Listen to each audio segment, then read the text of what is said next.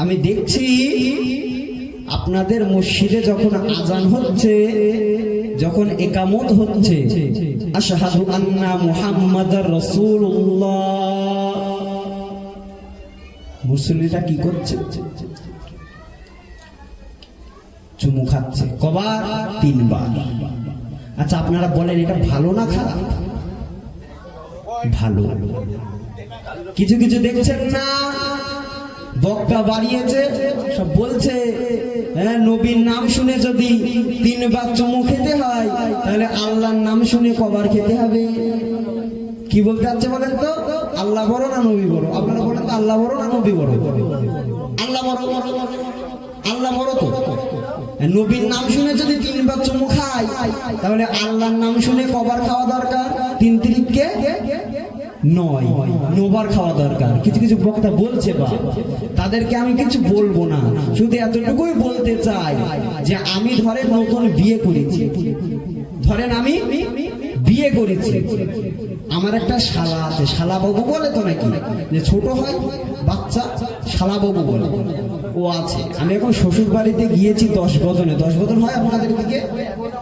গিয়েছি, যাওয়ার পরে আমি যখন বাড়িতে আসবো, শালাটাকে আমি ডেকে ওর হাতে 500 টাকার একটা নোট দিয়েছি, দিয়ে ওর মুখে 2 চুমু খেয়েছি, ছোট 2 চুমু খেয়েছি।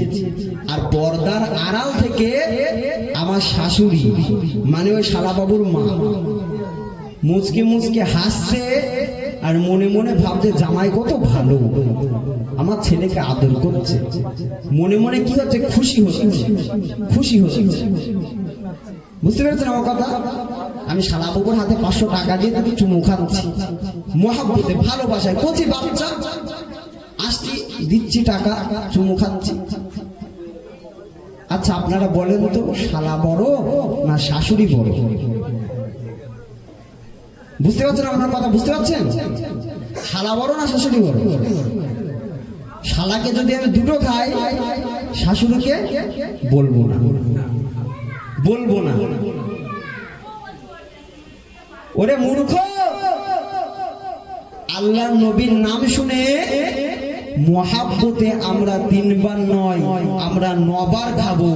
আল্লাহ পর্দার আড়াল থেকে আল্লাহ পাক বড় খুশি হয়ে যায়। একবার জোরে বলুন, আরেকটু জোরে।